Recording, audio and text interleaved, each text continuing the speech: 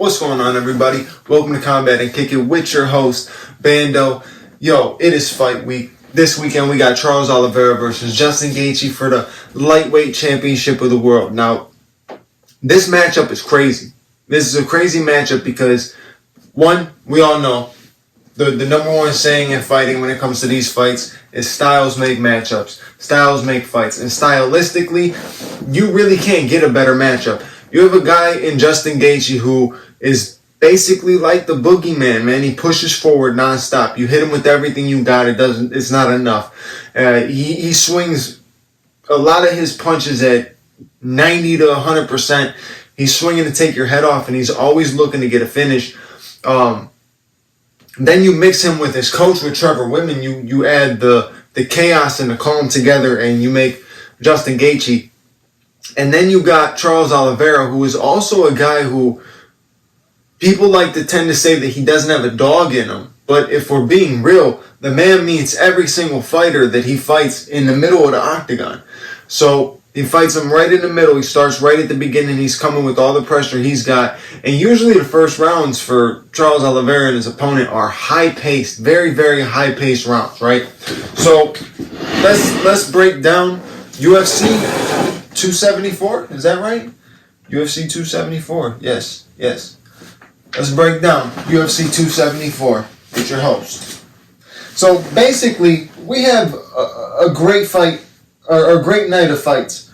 But I'm just going to do a quick breakdown of the main card. Since this is my first YouTube video, I'm not really used to doing this, trying to just break through and see how it goes and get a different vibe, different feel for it, see what people like. But I'm going to break this down, and hopefully I can get some feedback from some other people. I get some likes, some subscribers. Let's see where it goes. But boom. Starting off the main card. You got two OGs in the fight, man. Two OGs in the fight game going up against each other with Joe Lauzon versus Donald Cowboy Cerrone. Now, this matchup is interesting just because of where they are both at in their career. I thought Joe Lauzon was retired. I guess he came back, accepted a fight. And then you got Donald Cerrone, who, he hasn't had the best of luck in his last few outings, but it's Donald Cerrone. He's still one of the most exciting fighters to watch. And when Donald's on, Donald is on, man. So if he's dialed in this fight, it could be a tough fight for Joe Lauzon. But you got two savages in there that have been doing this for a long time as savage fighters, you know what I'm saying? They've been in the brawls, they've been in the tough fights, they've been in the pressure situations. So it's very interesting to see two veterans in the sport go up against each other. And if I had to choose, I gotta go with Donald Cerrone, man. I feel like he's about to bring some heat. It's been a minute since we saw Donald really do what he does best, and that's come out and slug it and throw beautiful combinations, very technical, and just ready to fight, man. I hope we get that Donald Cerrone. Now, I love Joe Lauzon. Joe Lauzon's been doing it, like I said, for such a long time. I've been watching him for a very long time. I've been watching the sport for 13 years. He's been in it the whole time. So, super enjoyable to know that this is the matchup to open one of the biggest cards of the year so far. So, I'm going to have to go with Donald Cerrone in that one, though. Like I said, I want him to get the win. I want to see the old cowboy and see just an action-packed fight to open a card. Then you lead into another fight of two veterans. One's like a huge super veteran to a man who's been in the game for a minute as well. But you got Mauricio Shogun Rua versus Ovince St. Preux. And it's an interesting matchup because every time, like I said, it's like a Joe Lauzon situation. Every time you think Shogun's retiring, boom, Shogun's not retired. So it's like, it's tough to tell. And another thing with Shogun, too, is every time you think that he's going in up against a young competitor, like, oh, Shogun's done, he sneaks out a fucking win.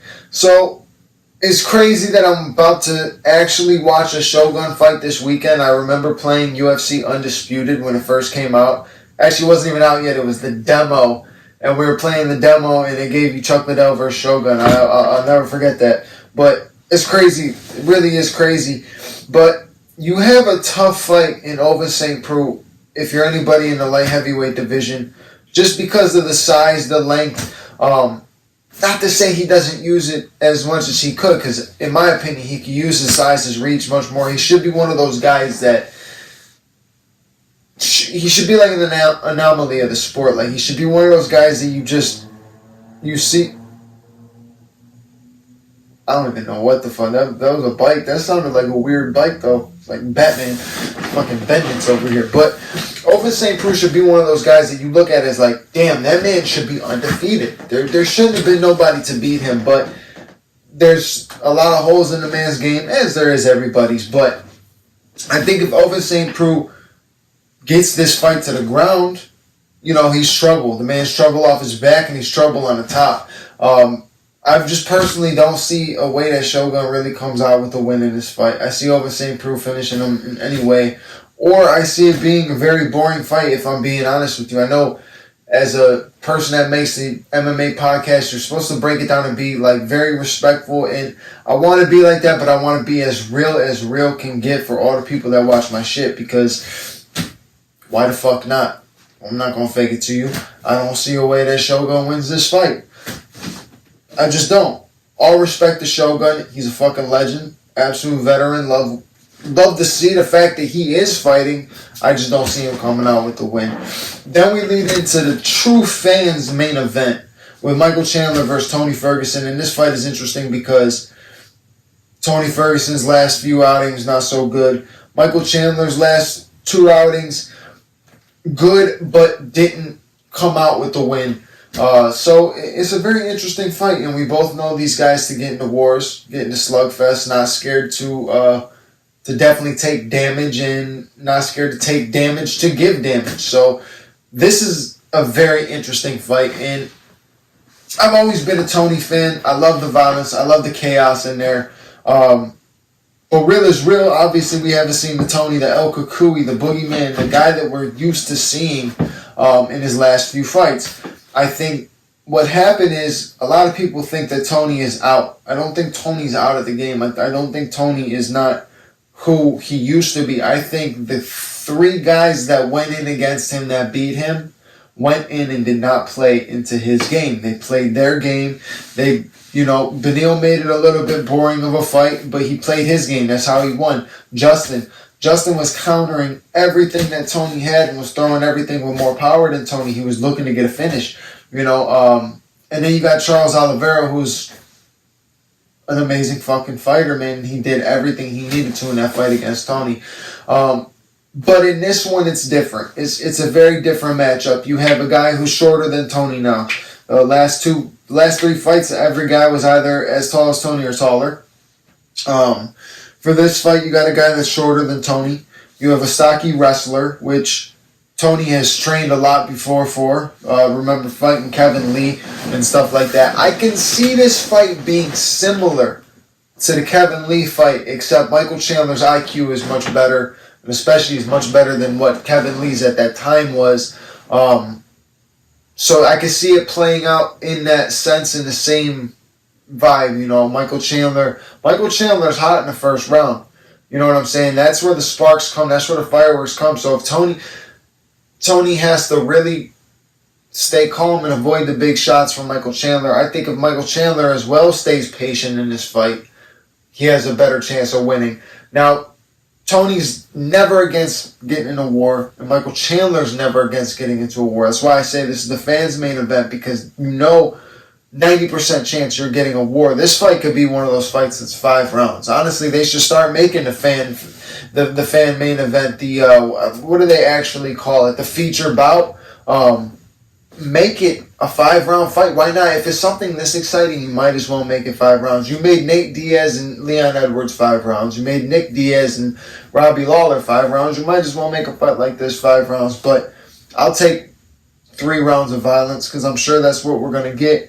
I got to lean with Michael Chandler, though. It's not anything to be that Tony's not the guy that he once was or anything like that. I think Michael Chandler just will go in and do similar to what those guys did in the last 3 fights against Tony and not fight in Tony's game. Now, granted, we don't know what changes and adjustments Tony has made, and Tony's always one elbow, one cut away from completely changing the fight, completely changing the tone of the fight, the pace of the fight. And if Tony can dictate the pace of the fight, keep his pace pushing, then the fight could go right into Tony's hands, and Tony can come out with the W and be right back into talks of being the same old Tony Ferguson that we used to watch.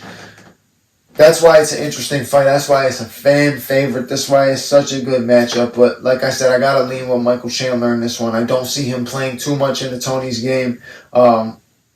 If anything, if he's going to be playing into Tony's game, it's going to be in the first round when he's the most explosive.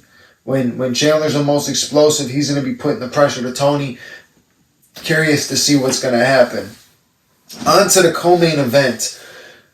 It's a fantastic matchup, and a rematch that's years in the making. Just now it's vice versa. So skipping back so many years, I forgot the exact amount of years, but it was an Ultimate Fighter years ago. Carla Esparza beat Rose Namajunas to become the Ultimate Fighter for that season, the season winner, and also the first ever women's strawweight champion. And Rose got submitted in that fight. Granted, we have two different fighters now. Okay, now Rose is champion. Rose rose to the top. Thug rose to the top. Got the belt, lost it, came back, got the belt again. Here she is, fighting the one person who beat her in the past for her first big challenge to get the belt. You know what I'm saying? So it's an interesting matchup. Now, basing each one for this off of each of their last fights. Sorry, I'm mumbling over my fucking words, but you got Rose against Weili in the last fight, and I'm pretty sure Carla Esparza, let me make sure and confirm, pretty sure it was Jan Xiaonan, however you say her name. Boom, yes it was. That was a second round TKO. I'm pretty sure she got her in a crucifix, mounted crucifix, and that was it. That was one of the best performances I've ever seen from Carla Esparza, without a doubt, hands down. And I think if that Carla Esparza shows up to this fight Saturday, she has a very, very good chance of winning the fight. Now, Rose's ground game has definitely improved since their last fight, no doubt in my mind. No doubt that Rose completely improved. And Rose, remember, we look at Rose as this little skinny girl, this buzzed hair girl, almost looking like 11 from Stranger Things. But that's the thing.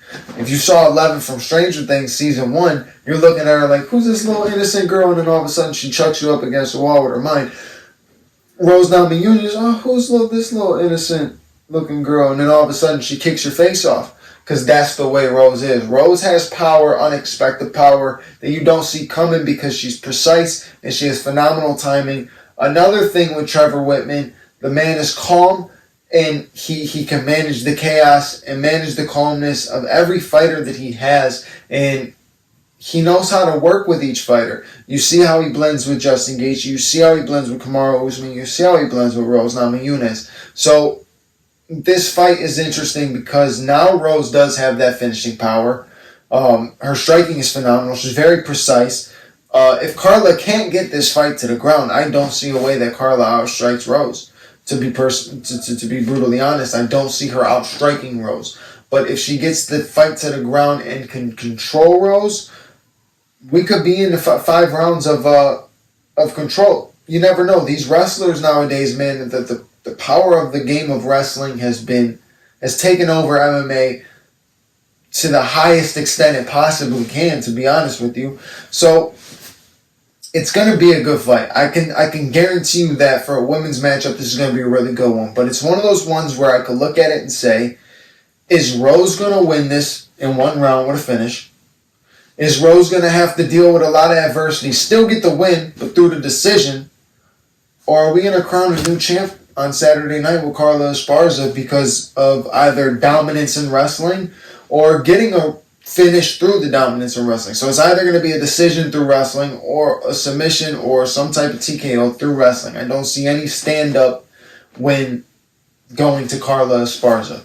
But this is MMA. This is combat sports. Anything can happen.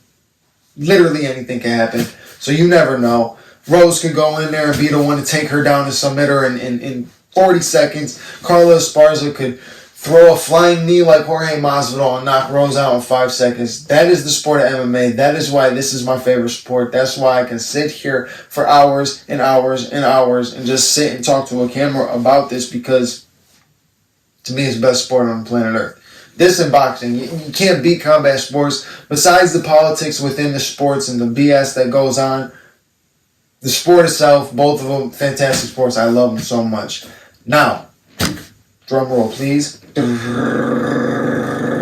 I can edit that shit in there. I don't know how to edit, but we'll edit that shit in there. Take a hit of the church pen real quick.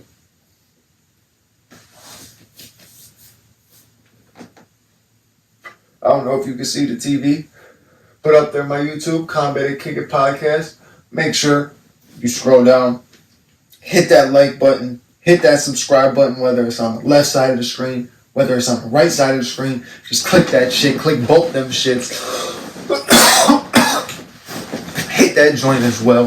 If you're smoking one, if you got a bowl, a pen, hit it. If you don't smoke, then don't smoke. Just enjoy my shit and watch it and listen for the breakdowns.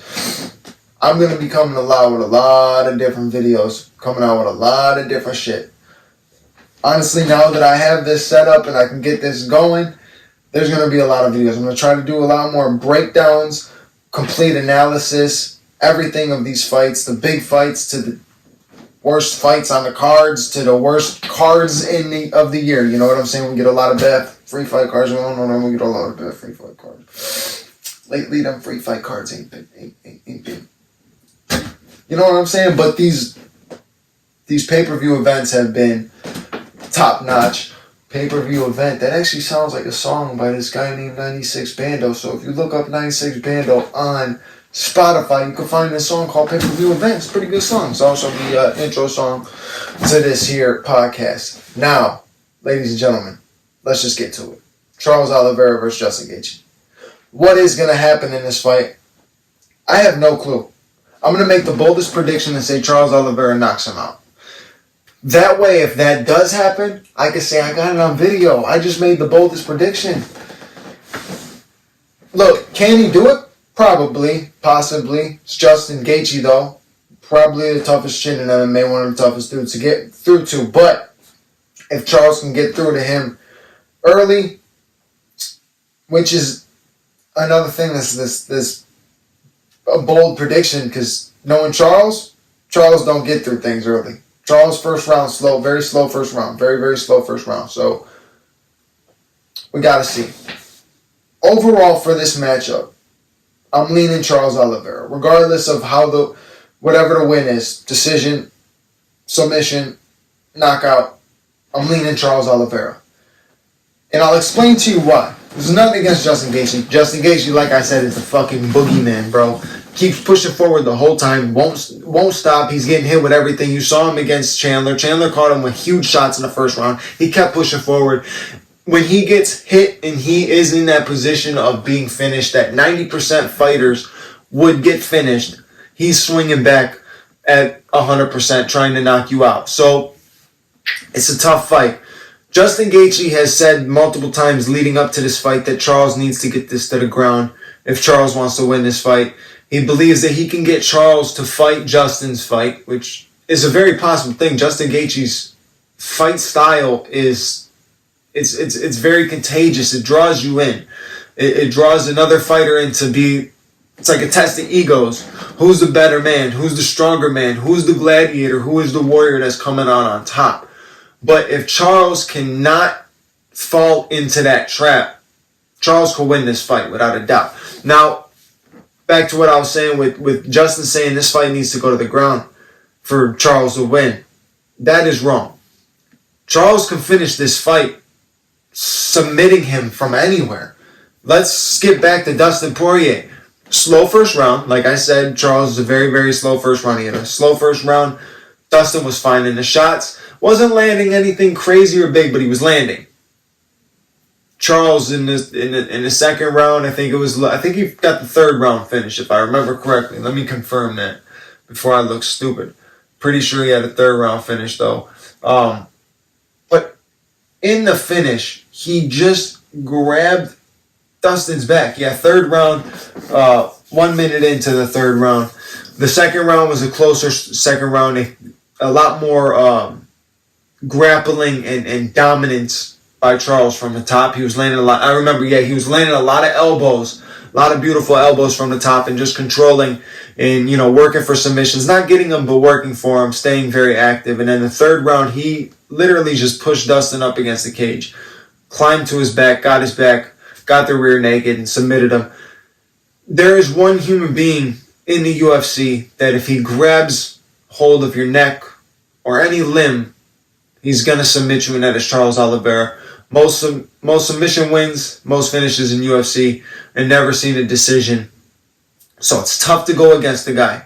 And if he beats Justin Gaethje, you got to put him in the talks of one of the greatest lightweights of all time. And you could argue with that Khabib thing. I know a lot of people are going to be pissed at me for saying that, but look at the last 5 of Khabib and then the last 5 of Charles if Charles beats Justin. That's a huge, huge resume.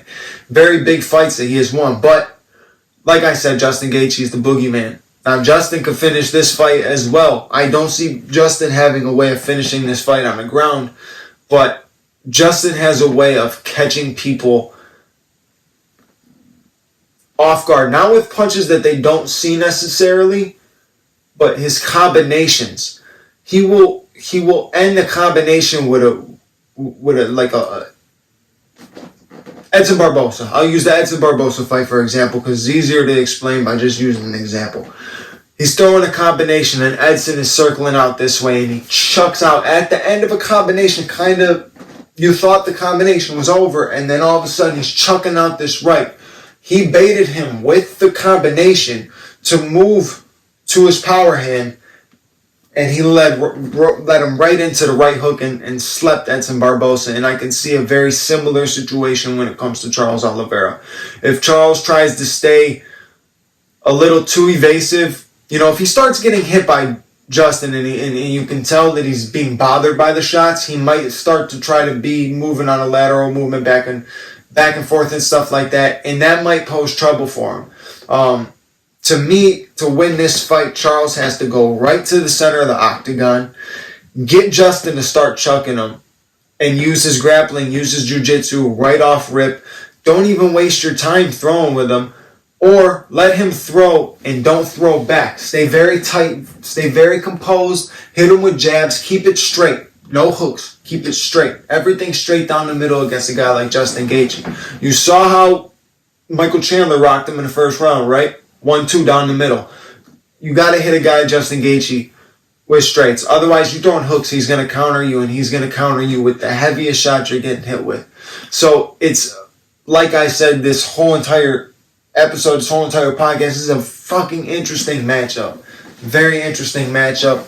But if you listen to any of my Anchor podcasts, because you could also find me on Anchor, Combat and Kick It, you know and you've heard that I've been a Charles Oliveira fan. I've been rocking with Charles Oliveira for day one. You can call me a Oliveira stan, but I got to go with him again in this fight. It's hard to go against him, especially after seeing that last performance. After seeing the last 2 performances, a guy that went 3 rounds with Justin Gaethje in a war, Oliveira took out in 2. Dustin went to war with Justin Gaethje. Oliveira took him out in 3. You never know what's going to happen in this fight. This is probably going to be Charles' most difficult opponent. I know everyone's looking at Islam Makhachev. Don't even fucking get me started. You want to hear me talk about Islam Makhachev? Go to my Anchor. You can listen to me rant for 25, 30 minutes just talking about that man and the comparisons of him and Khabib and him and Charles and all this and that. Charles is facing his toughest opponent this weekend against Justin Gaethje. And with me saying I want Charles to win, that's not saying I want Justin Gaethje to lose. I'll never be against anybody bringing a belt home, and we only have one American champion. I'm pretty sure. Yeah, pretty sure we only have one American champion. So it'd be cool to have another one. And a guy like Justin Gaethje, who is always going to put on an exciting fight, would be a good guy to have as a champion. But at the same time, I'm rocking with Been rocking with Doe Bronx. He's going to retain this title. And he's going to go on and defend it against anybody else in this lightweight division. Because like I said, this is the toughest matchup for him. And if he gets past Gaethje, it's going to be easy wash for him. I promise you that. I got good hope on Charles Oliveira. And if not, if I'm wrong, I'll eat my words. Trust me, I'm that guy that will eat my words. But I can see Charles Oliveira, if he gets past Justin, he can rule that division for a very long time. But we just got to tune in to UFC 274 to find out. We got to watch the card. We got to see what happens. Real quick, just to throw a blessing to the rest of the people on the card, just so people know who's fighting. You got the early prelims. Damn, the early prelims got a lot of fights. You got Journey Newson versus Fernie Garcia. You got Ariane Carnelossi versus Lupita Godinez. I think that's how you say her name. Then you got Clayton Rodriguez versus CJ Vergara. You got Tracy Cortez versus Melissa Gatto. You got Andre Fiallo, who literally just fought, I think, 2 weeks ago, fighting against Cameron Van Camp. Andre Fiallo, watch him, man. That man knows how to slug him. He likes to box. Then you got Blagoy Ivanov. We haven't seen Blagoy Ivanov since Derek Lewis. You want to talk about a man with a chin? That motherfucker's got a chin. But he's fighting Marcos Rodrigo de Lima. That should be a good heavyweight fight. Someone's going to sleep, I would assume. Then you got on the prelims, opening the prelims, my boy Brandon Royval.